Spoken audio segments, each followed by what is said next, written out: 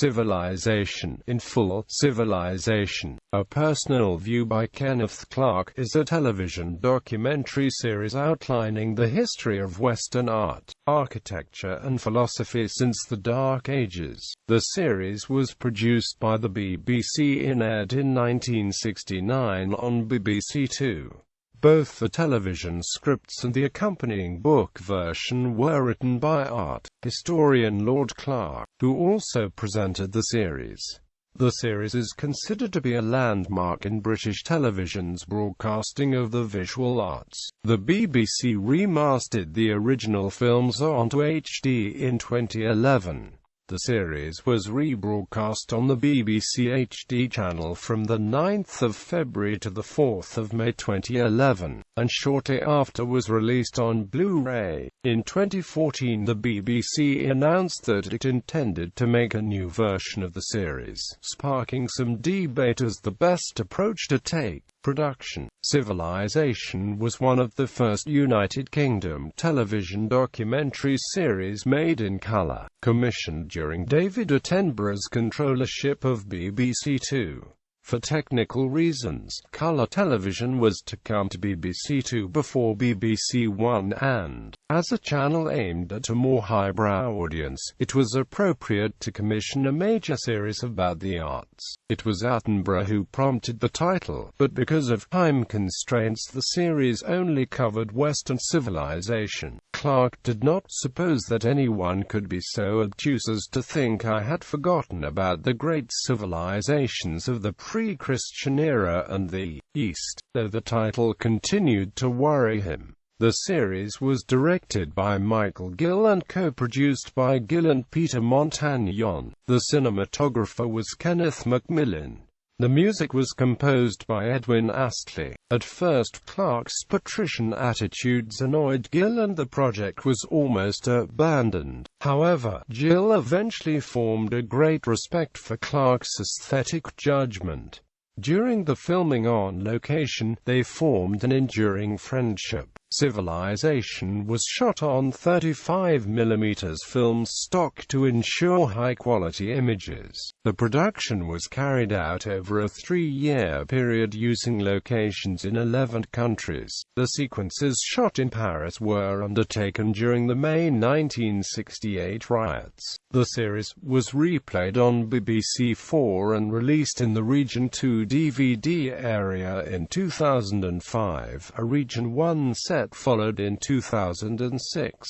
The DVD release included a short interview with David Attenborough about the commissioning and production of the series. Reception. The series won many awards and was sold to over 60 countries. The book which accompanied the series became a bestseller in both the United Kingdom and the United States. The American sponsor Xerox paid $450,000 for a single film compilation of the series. Clark earned a peerage on the strength of the series. Taking the title Baron Clark of Saltwood, he was referred to by Private Eye and others facetiously as Lord Clark of Civilization. Some have criticized the series for using the title Civilization when it dealt more narrowly with the civilization of Western Europe. In this context, the series was considered by some to be Eurocentric, with African works of art acknowledged but seen as the products of superstition, rather than rational thought, and not evidence of civilization. In the first episode of the series, The Skin of Our Teeth, Clark acknowledged the vitality of Celtic art and the dynamism of Celtic society, but found that these were not enough to constitute what he meant by civilization. In the same episode, Clark made it clear that the series would be concerned with Western civilization. Furthermore, the series' subtitle, A Personal View by Kenneth Clark, reinforced the subjectivity of the thoughts he expressed. The series had difficulty at first in finding a home on American television, but success was assured after the National Gallery of Art in Washington put it on at lunchtime in the Gallery Theater. This seated 300 people, but on the first day 24,000 turned up.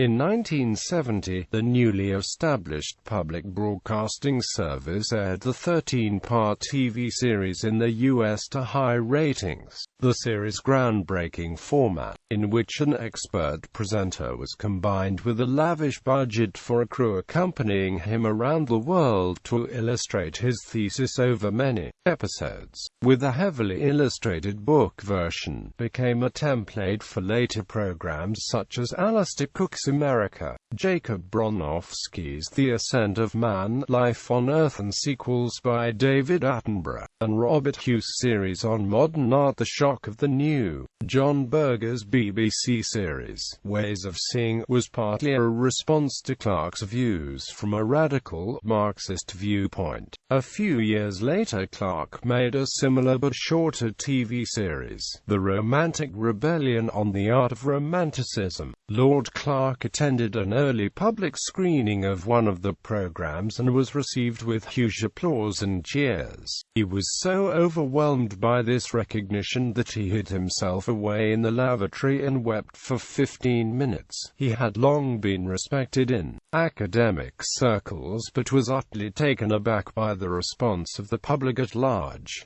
The heavily illustrated book of the series, Civilization, a personal view, essentially consisting of the TV scripts lightly adapted for this different format, was also a great success, and remains in print in 2013.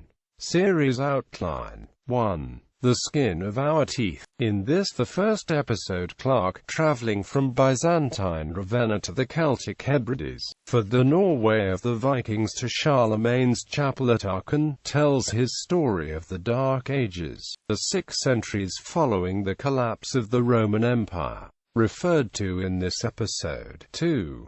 The Great Thaw. Clark tells of the sudden reawakening of European civilization in the 12th century. He traces it from its first manifestations in the Cluny Abbey to the Basilica of St. Denis and finally to its high point, the building of Chartres Cathedral in the early 13th century, referred to in this episode. 3.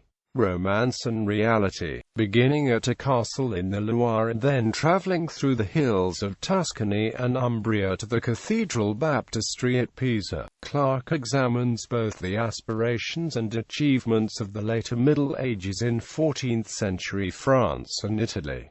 4. Man, the measure of all things. Visiting Florence, Clark argues that European thought gained a new impetus from its rediscovery of its classical past in the 15th century. He also visits the palaces at Urbino and Mantua and other centers of civilization.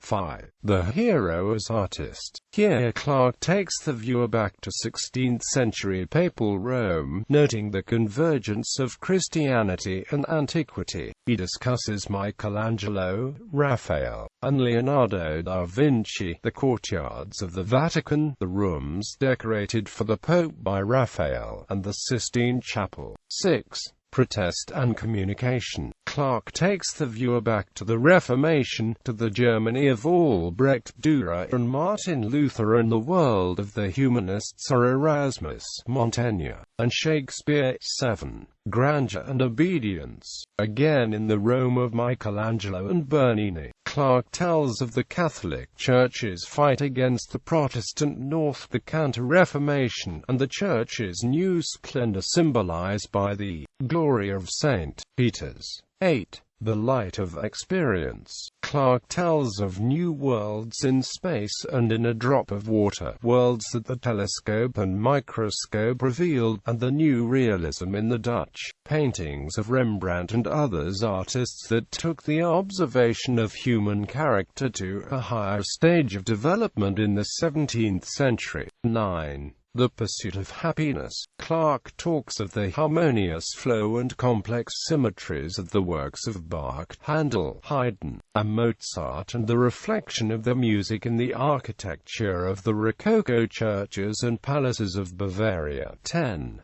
The Smile of Reason. Clark discusses the Age of Enlightenment, tracing it from the polite conversations of the elegant Parisian salons of the 18th century to subsequent revolutionary politics, the great European palaces of Blenheim and Versailles, and finally Thomas Jefferson's Monticello. 11.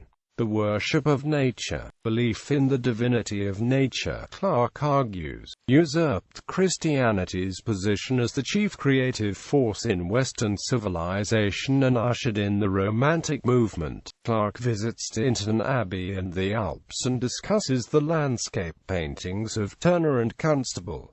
12. The Fallacies of Hope. Clark argues that the French Revolution led to the dictatorship of Napoleon and the dreary bureaucracies of the 19th century, and he traces the disillusionment of the artists of Romanticism, from Beethoven's music to Byron's poetry, Delacroix's paintings, and Rodin's sculpture. 13. Heroic materialism. Clark concludes the series with a discussion of the materialism and humanitarianism of the 19th and 20th centuries. He visits the industrial landscape of 19th century England and the skyscrapers of 20th century New York. He argues that the achievements of the engineers and scientists, such as Brunel and Rutherford, have been matched by those of the great reformers like Wilberforce and Shaftesbury. Proposed BBC remake.